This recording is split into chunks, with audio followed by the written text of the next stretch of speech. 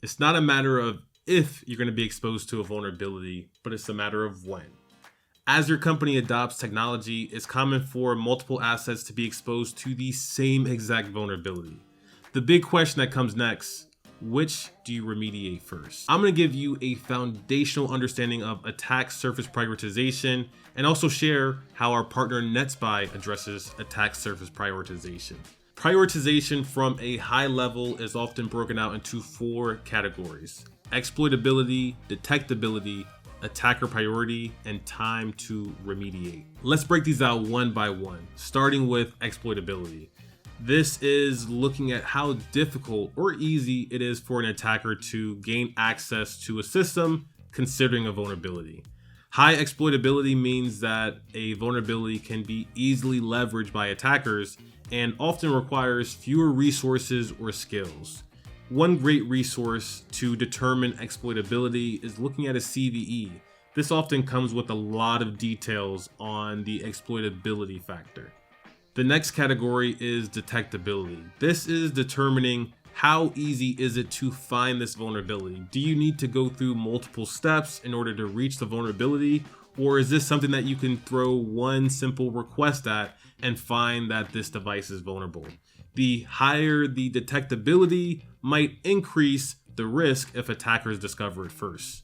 The third category is attacker priority. This is looking at how lucrative is this vulnerability to attackers. Something that can influence attacker priority is discovering that the asset that's being attacked has access to sensitive keys or customer information, credit card information especially. This determines attacker priority. The fourth category is time to remediate. This measures the time that it takes to fix a vulnerability once it's detected. In a perfect world, all remediation would be very quick, but we know that's not the case. Understanding the time to remediate helps us know how many team members or resources that we need to throw at a vulnerability. If you don't have a system for prioritization, I'd recommend starting with assessing a critical vulnerability that's running on one of your assets or applications. For example, ask yourself, if my customer-facing web server is running a vulnerable version of GraphQL, how exploitable is the most recent vulnerability? How detectable was it? Have any APT groups or threat actors exploited this vulnerability in the past? And what will be required for our organization to remediate? Going through this exercise with one vulnerability will give you an understanding of how to score each of those 4 categories. Throughout this series, I've partnered with NetSPI to address this large domain of attack surface management. So I thought it would only be right to bring in someone from the NetSPI team to speak more about prioritization.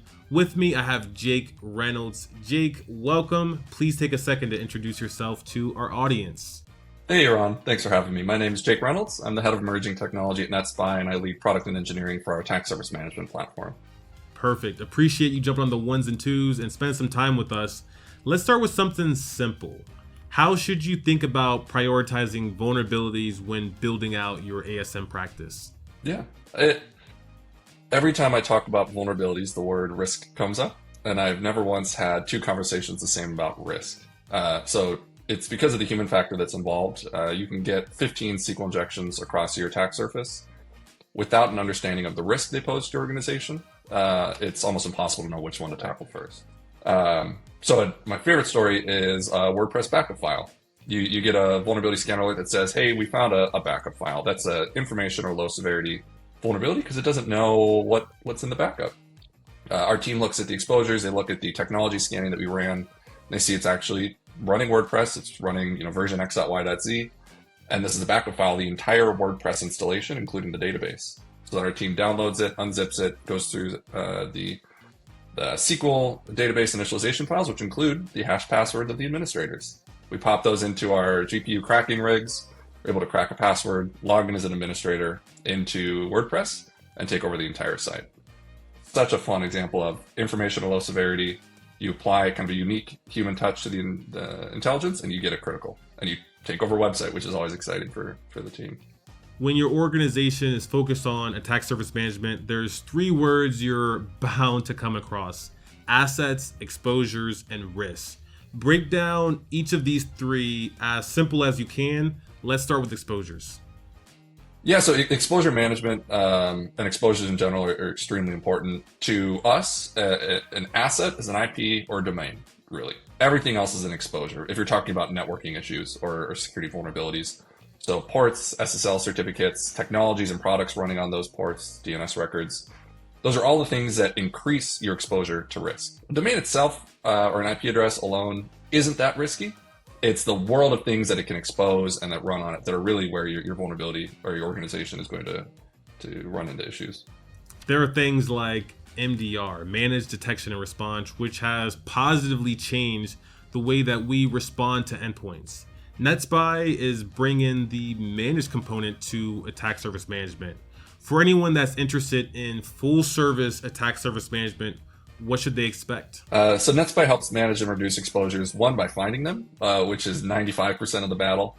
The other half is plugging in our team of experts to help you understand what exposures matter. Right? Exposures aren't bad necessarily. Port 443 should be open in a lot of cases. But if it's running, SSL v2, that is an issue. So we help you kind of take a lot of those seemingly innocuous issues, prioritize and bring them to the top, and cut out all the other noise, because you have tens of thousands of ports and domains and certificates. The expiring certs is what you want to focus on, and that's how we help kind of correlate all that and bring it to the surface for people to focus on. Yeah, so our attack service management platform is what we lovingly call a service-enabled technology platform, right? You don't get the tech without the humans, and you don't get the humans without the tech. They're inseparable, and they elevate each other. There's a lot of attack service management platforms that are great, and they're technology only, but once you put something into a platform, it's already out of date, unless you have somebody continuously looking at it, keeping it up to date, monitoring it, and reacting to the important things, which to us we see as invaluable and a core piece of attack service management. Jake, thank you so much for jumping on. We're going to speak again soon and speak about remediation. As Jake mentioned a few times, attack surface management is a continuous process. After prioritizing the initial set of exposures and vulnerabilities, the next step is to start again. NetSPI has been a great partner to Hacker Valley, not only because of their technology, but because of their team. Be sure to head over to netspy.com/Hacker Valley to take advantage of all the research and papers that they publish on ASM and their ASM product. With that, we will see everyone next time.